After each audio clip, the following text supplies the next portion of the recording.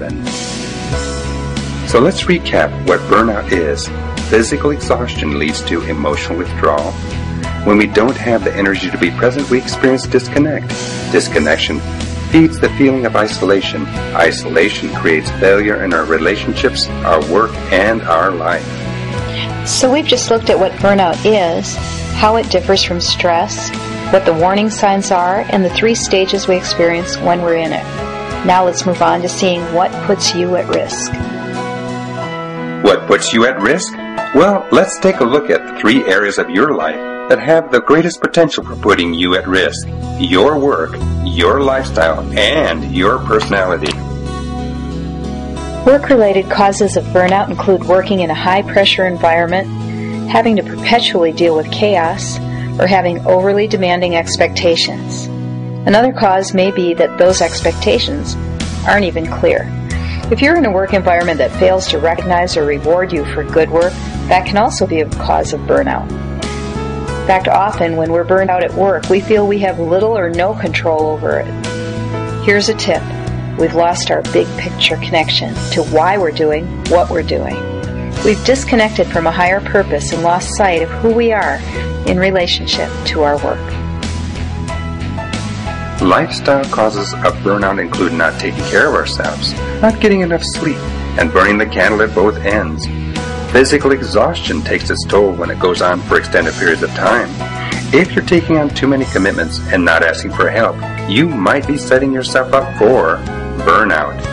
We live in a time when the roles we play can be relentless. Being a career professional, parenting, caring for our aging parents, being financial managers, taxi services, team captains, neighborhood organizers, and the list goes on and on. We've got to be careful not to try to be too many things to too many people. If you're working too much and not taking time to relax, you're going to pay for it. You've got to build in time to recharge, to socialize. Otherwise, you lose touch with your close, supportive relationships, and you're left feeling alone.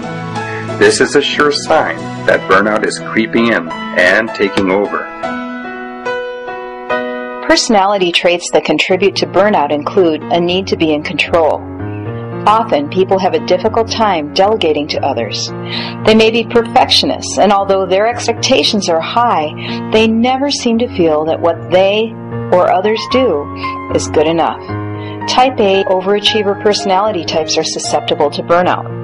People who tend to have a negative take on things, including themselves, are particularly prone to burnout.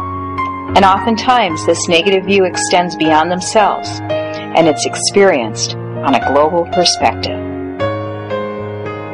So to summarize, if you experience work as monotonous or unchallenging, if you don't feel recognized or rewarded for good work, if you feel you have no control over the work that you do, if there are unclear or overly demanding expectations, or if you work in a chaotic or high-pressure environment, you are at risk for burnout. If you're not taking care of yourself, not getting enough sleep, working too much and not allowing downtime to relax and socialize, taking on too many commitments, not asking for help, and not nurturing those close, supportive relationships that make life meaningful, you're at risk for burnout. If you're a perfectionist, type A, overachiever, if you need to be in control and have trouble delegating, or if you have a negative view of yourself or the world, you are at risk for burnout. Now let's take a look at how we can prevent and recover from it. Prevention and recovery. This is an important crossroad. We're going to identify the most significant factors for preventing and recovering from burnout. They include living your life on purpose, caring about and connecting with people, and putting yourself on your list. Get your pencils ready because we're going to give you 7 tips to eliminate burnout. Tip number 1 is gratitude. The first hour of your day is the most important one. Before you get up, practice the attitude of gratitude. Just take a few minutes to breathe, relax and stretch. Start the day feeling inspired. Fill your tank. We talk about this in every one of our training programs.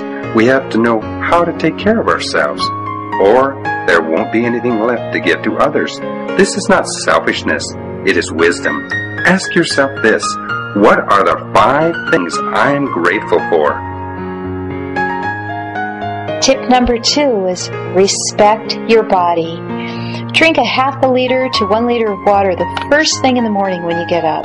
Rehydrate yourself. And remember, exercise for 20 to 30 minutes, just moderately, nothing too intense. You can start where you're at, even if it's just walking up and down the stairs or walking around the block. Just get your body moving, get the blood circulating. Give yourself a chance to meditate for anywhere from 5 to 15 minutes, just to quiet your mind and sit in appreciation. Eat something healthy. Make sure that the meal that you have in the morning sets the tone for the day, where you're giving yourself the energy and fuel your body deserves. Make sure you get plenty of rest, get plenty of sleep, and pay attention to your posture, because your posture helps your lungs fill and empty so that you're really oxygenating your system. Your body is a temple. Treat it with respect. It is the vehicle that carries your soul. Without your health, you have a diminished capacity to affect your world. It's difficult to show up emotionally when your body is tired, sick, or hurting. It's an amazing machine. Give it a chance to work the way it was designed. Tip number 3, just say no. Don't overextend yourself. Establish healthy boundaries. Get comfortable saying no. If you're committed to feeling guilty, identify that guilt to something that really matters. In other words, use it consciously. That's right. Just say no. Best-selling author and world-renowned consultant Tony Robbins says, we have to get leverage. He says to use the way our mind works to our advantage rather than our disadvantage. If you're going to feel guilty about saying no, transfer that feeling into something really important to you. If you don't say no, what relationships will suffer? If you don't set boundaries, no one else will. Stephen Covey, author of The 7 Habits of Highly Successful People, suggests that we can say no without diminishing someone else. Try this. I'd love to, but I've already made a previous commitment. You don't need to say that commitment is to take care of yourself or your family. Tip number 4 is unplug. Set aside time each day when you're completely disconnected from technology. Don't answer your phone. You can call back later. Put away your laptop. Stop checking your email. Unplug. Give yourself a rest. Give your mind a rest. Give your physical being a rest.